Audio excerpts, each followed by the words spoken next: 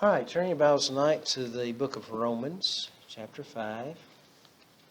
We're going to start a new study tonight, and we're going to be looking at principles of how God takes us from where we are to where we need to be. And sometimes there are detours we need to take. We could all tell a story of a detour. We know that there's some aspects of a detour that are always true. You didn't know it was there. It's inconvenient. It takes you longer than you thought, and it puts you on a new path. Those are all true about detours, and most of us don't like them. But we're thankful that there's a detour rather than drive through a bridge that's out. And so there's a kind of a funny aspect to it. Let's look at Romans chapter 5, verse 3 through 5, and we'll see what Paul wrote to the Roman church, in a sense, about detours. Not only so, but we also glory in our sufferings, our detours, because we know that suffering produces perseverance, character, hope, and hope does not put us to shame, because God's love has been poured out into our hearts through the Holy Spirit who has been given to us. And so that was his view of it, that something good can come from detours, and we hope to see that as we study these the next few weeks. When there's a detour, it can be a good thing. If there's a road repair, it's an inconvenience to go around it, but in the long run, it's going to be a better road. If there's a bridge out, it's a good thing because it keeps you from plunging into the bridge. But detours are made for our benefit. We benefit from detours. And the same spiritually, when God puts a detour in our life, it's made to help us spiritually. It helps us as a person when we have those detours. They're from God, the spiritual detours are, and they're interruptions to divert us to a better path. We may be headed right for a train wreck situation spiritually, and it's not a good thing, so God will put a detour there. And at the time we don't understand, we think it's an inconvenience and think it's not good and we always have a better plan, or I do, and would love to have a sit down with God and say, okay, God, let's do it this way, and I'd make a mess of things. But God puts us on a detour that's just right for us. It may take us to a new ministry. It may lead us to one that we can minister to. And so much of our life is not the destination, but the journey to the destination that makes the difference. What that is. Sometimes it's the journey we're on. The detour takes us sometimes to ministry opportunities, sometimes to places to remain for a while, sometimes just on our path. It's maybe a few minutes, a few hours. But we have somebody along the way, and that detour leads us by them. When you come to a detour, you have options. You could sit there and wait for the detour to not be a detour anymore. Road repair could be complete. The bridge could be rebuilt. But think about how long you might sit there. You may be there a day, a week, a month, even years, waiting for that detour to clear up. Or you could go ahead and take the detour path and be on your way. And some choose spiritually to resist. They say, I'm not going on that path. I'm staying right here till I can do what I think I want to do. And they'll sit there for year in and year out and just keep on waiting, and nothing ever changes. Or others, most of us, will take that detour. Sometimes it's reluctantly, sometimes it's kicking and screaming, but we go that way, and the Lord blesses as we look to the Lord on that path. So let's look at some truths about that. First of all, detours have a purpose. It has a purpose. For a Christian, we have a destination. Ultimately, our destination is heaven, but right now there are destinations on earth. In this life, we have a calling from God. God has a calling on your life that's tailor-made to who you are. He's given you certain talents and abilities. He's putting you in a place in life where you have something to give uniquely to the world or to the ministry. And so there's a tailor-made calling just for you where you are right now. And sometimes we need to fulfill that calling, that unique calling, by going on the detour that God puts in our life. It's a plan. God's plan involves your time, your money, your talents, your resources, everything about you, everything we have, we give to God. Say, okay, God, use me in your service. If you can use money in some way, if you can use my talents in some way, just whatever I can do or have, Lord, it's yours to use to help somebody along the way. and hopefully share Christ along the way. When we're doing what we are called to do, God gets the glory. And we have to do it in God's Spirit. Jesus was all about unity. If you look through all that he did, it's all about unity. He had a real problem with Pharisees who were causing dissension. The night before he died, he prayed for unity among the disciples. He prayed for unity among our churches today. And unity is a big deal. So if we are in God's will, we will have a unity about us, and we will be doing what he's uniquely called us to do. And when we do that, he will get the glory for it. Now, our part is we have a peace. I hadn't figured out quite how that works yet, but we do God's will, God's way, and we have a sense of peace about it. And we may be struggling in some other areas. Our money may be short, our health may be declining, we have some other problems going on, we're not certain about what's going on in the world, a lot of uncertainties, but we have a peace when we're doing God's will, and we're following him through the detours of life. He guides us, and we have a joy. So God detours us along the path he has for us. Sometimes we may have the wrong view of detour. It may cause us to be angry. We're plugging along real good. Everything's going fine, we think.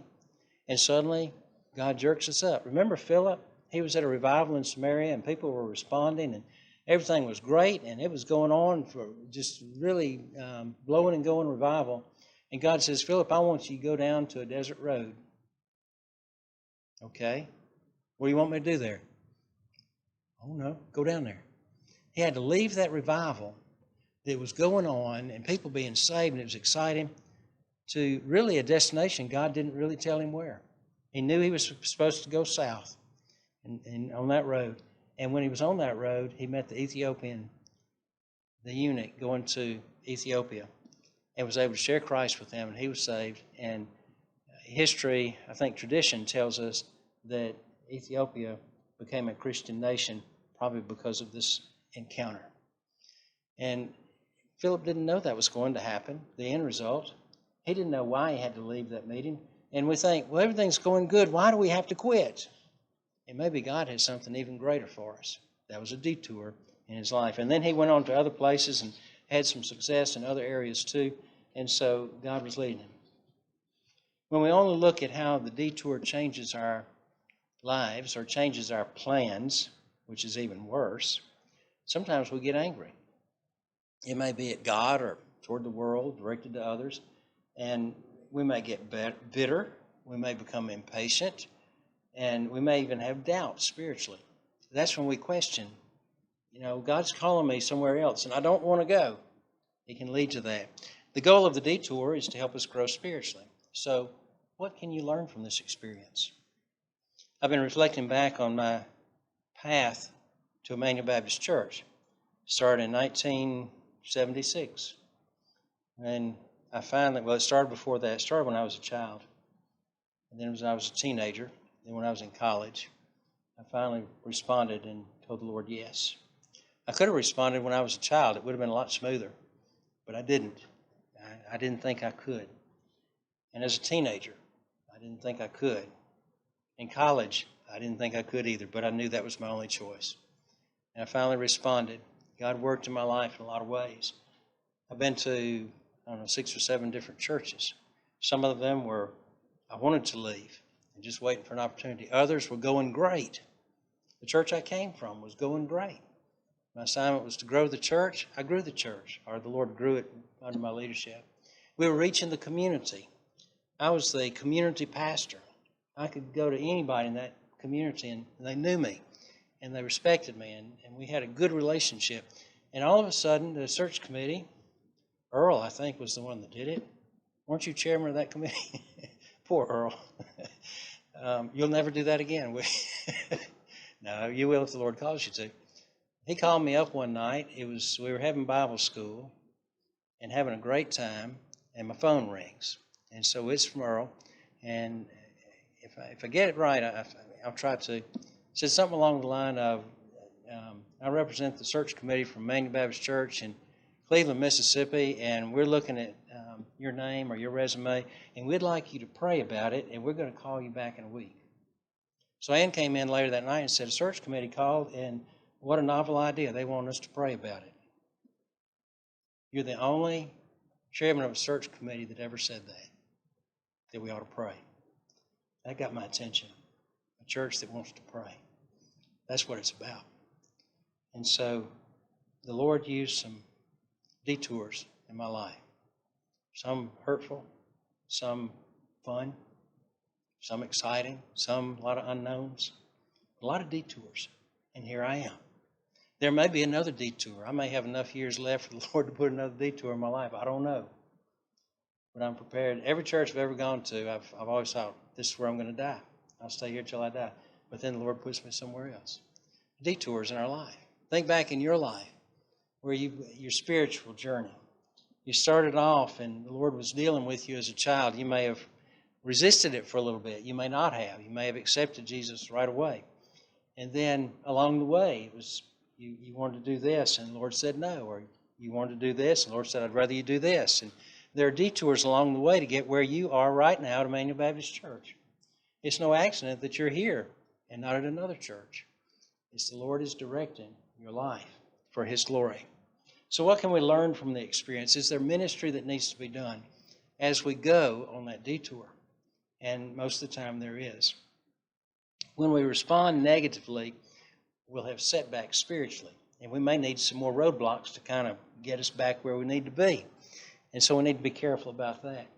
And the Bible is full of stories of ministries that had detours. Just about every character in Scripture had some kind of a jerking up by the Lord and put them on a different path, a detour in their life. Israel was that way. God led them kind of in a circular way down to when they left Egypt, and He led them to a place where they were hemmed in. There was a mountain on one side, there was a sea on one side, and the Egyptian army was coming at them on the other side. They were hemmed in. There was no hope for them. And God used that and opened the door across the Red Sea, and they walked across on dry ground.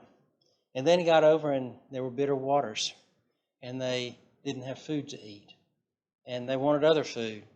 And then there was some rebellion against the leadership and all kind of things. And so they had detour after detour after detour. For 40 years they had detours, and finally God said, okay, let's go crossing the promised land. There's story after story of men and groups in the Bible that had detours that the Lord put in their way. So detours have a purpose, and that purpose is to put us where God needs us to be, wants us to be, so that we can grow spiritually and serve Him for His glory. Secondly, detours help us grow spiritually. I was thinking about that. If I was still at my first church, in my first church I was just about reaching that whole community, about 50 or less people. It was in the backwoods of Simpson County. Great people, all but that one. And I was even friends with him. And some great people there, and they were good to me. But what if I was still there? I would have maxed out my ability years and years ago, probably become very stagnant and bored. And then the Lord wouldn't be able to use me as much. And so He's moved me where I can grow, and I can grow spiritually. I've gotten challenges at every church that were different. In every church, those challenges have helped me be a better person, a better pastor, and better spiritually. God has a plan for our life, and God will use you along the way as you are reaching those goals to help you grow spiritually. It's like Paul wrote to the Romans, and he said, look at our afflictions. They add on one another, and they lead to a hope that we have from God. And sometimes detours are disappointing at first, because we look at it, and from our perspective, it doesn't look like what we'd want to do. And then later we discover God is all over that. God's blessing us right and left. It may be good. But we'll have hope. Authentic hope remains steady through the storms of life. Authentic hope remains steady through the detours in life. Think about Joseph. He had a lot of detours. One commentator said Joseph had detours, and his detours had detours. Just every way you go, it was a problem. But he said, when it was all said and done, the result, to preserve many people alive. He saw it all in the end as to preserve people alive, and there was a great famine, and he was able to help. Sometimes detours come from acts of evil. Somebody does something bad. They say something or do something, and it hurts when that happens. But God can use that to lead us even still and to help us grow. Joseph saw what God was doing in his life was greater than what his brothers had done, trying to sell him into slavery, what Potiphar had done, listened to a lie, what the cupbearer had done. Was the cupbearer? Yeah, the baker was hanged and the cupbearer went back. And he forgot Joseph. So all of this is kind of, some of it real malicious, some of it just neglect. And he said, that's okay. God was in charge of all of that. Sometimes we're tempted to dwell on the wrong that's done to us instead of seeing the guidance that God is doing in our life. And when we do that, it leads us to anger and bitterness. It'll be a setback spiritually. And the growth that would have otherwise may not be there. That's why we need to, as Christians, practice forgiveness. Somebody does something that's hurtful, God may have allowed that to bring something to our mind. Or to, a lot of times when there are those who are kind of like nipping at my heels all the time, just looking for something wrong, it makes me better because I make sure I do everything thoroughly, just right. It makes me a better person, better minister, because I know I need to. And I see it as God's using that to make me get better. And it may be that something's an irritant that comes up, a person. And that person may be doing something in our life that helps us see ourselves the way we need to see ourselves in a better light. We don't know. But when we respond in anger, it all shuts down. When we respond in forgiveness, we begin to grow spiritually. And we'll always have something to forgive. It never goes away. Joseph knew full well what his brothers meant to do. They wanted to kill him. He was down in that pit, and he was listening to the conversation, and they wanted to kill him. And it's interesting to me that his father wanted to designate Joseph as firstborn position, and it was a designated position as well as a birth position. And the brother that was born first came to his rescue. The brother born first would naturally have the firstborn position, which would give him double inheritance. And he came to help Joseph. But Joseph forgave, and he grew through that time. So number 3, detours can hurt. Joseph was a teenager, and he lived in a dysfunctional home. His father, Jacob, deceived people all his life to get what he wanted. Jacob was one of 13 children by 4 women. That home was a mess. It was dysfunctional. And then Jacob treated Joseph with favoritism. But he wasn't perceived too good by the brothers, because the older brothers thought they had, in the culture, the older would have more to do than the younger. And so everything was a mess. Genesis 37 says, now Jacob loved Joseph more than his other sons, because Joseph was the son born to him in his old age, also born to his favorite wife. What a mess that was. And yet, Joseph didn't hold it against the brothers when they were mean to him.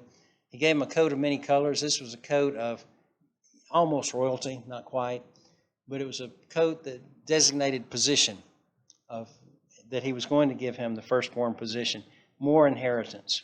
And the brothers hated him and could not bring themselves to speak peaceably to him. It was a bad situation. And then Joseph was placed as overseer of the brothers, and he'd go check on them and come back and give bad reports about what the brothers were doing. So Joseph was not even 18 yet. He shared his dreams, which he probably in hindsight shouldn't have, that his brothers would bow down to him, that his mother and father and brothers would bow down to him, and probably shouldn't have. He wasn't practicing probably wisdom at that point, but he shared it with them. They hated him, and they wanted to kill him. And so things were not good. Detours can be hurtful sometimes. When he was down in that pit, when he was in the prison, when things were just going wrong, he kept looking to God. Number 4, detours prepare us to fulfill the calling God has on our life. Detours help us learn to trust God. Our route that we're on may change. Things may go awry. We may lose everything in the process. And I've heard of stories of ministers or missionaries or just Christians who've lost everything through a fire or hurricane, floods, like we were talking about a while ago. They've lost everything they had materially in this life, but they kept holding on to God. And what we learn is we can lose everything we ever thought we owned, and God is still there for us. He never leaves us, never forsakes us. He sees you through the changes in life. He sees you through the detours, and He gets you through. So we learn to trust God that He's always there. It also gives us a testimony to share how God was there. Often God gives us a detour when He's ready to move us to a next spiritual level. And sometimes for me it meant move to another church. Just the nature of my calling. But for you, it may mean He wants you to grow in an area. Trust Him more. Have more faith. And something may come in your life that's really, really a trying situation, and it's a detour. But in the end, when you look back on it, look through that whole time, you'll realize you've grown spiritually. You trust God more than you did to start with. And you've already had some experiences like that. Several, probably a bunch of experiences like that. When it was job-related or children-related, health-related or something like that, and you stayed faithful, and in the end, you grew spiritually, and you could feel it. Spiritual development can be painful as God breaks our old ambitions and independence and calls us to trust Him and surrender to His will. I had a professor one time that was talking about his time in the military, and he said he knew what they were doing intellectually, but they were breaking down His will. And those of you who've been in the military probably could confirm this. So he's trying to break down the will of each of the men and then build it back the way it needs to be. And God does that sometimes in our life too. He uses circumstances, detours, to break down our independence and build our trust in Him. And break down our own agenda and help us see the benefit of His agenda in our life. We may encounter several roadblocks along the way, and that's okay. But He's developing our lives. Joseph's first setback was the pit he was thrown into, and he heard all the brothers talking about him, and then they took his valued possession, his coat of many colors, and they tore it up and dipped it in blood. Sometimes the thing we fear losing is what God needs to take away so we can overcome that fear. And often we find the fear of losing something is a lot greater, the fear is, than the actual reality of losing something. You know, one time I had all my tools in storage, and somebody thought they needed them worse than I did, and they took them. They stole my tools, if you can imagine that. And those were the tools that I got the hard way. We'd scrimp and save and find something that's on markdown or final sale or damaged, and would splurge and do without to be able to buy a small tool. And now somebody just went and stole it. Well, the insurance covered it. We had, I think it was renter's insurance to cover the storage. And I took the money from the insurance company, and I went out and bought better tools. And those other tools, I realized I had an attachment to them. But when they were gone, that attachment was gone too. I didn't have anything to be attached to. And when I went out and I was able just to go buy new tools because of the insurance money, I'm not as attached to the tools now as I was those old ones that came the hard way. And if somebody stole the ones now, I think, well, I'll just go get some more. They're just tools. And sometimes there are other things in life. Sometimes it's a relationship that we're overly attached to. And God has to separate that. Sometimes it's our security is found in our homes or our 401ks or something like that. Overly attached. And God has to separate that somehow. And sometimes He'll do that with detours. And we learn that they aren't the most important, that holding on to God is even more important than the things of this world.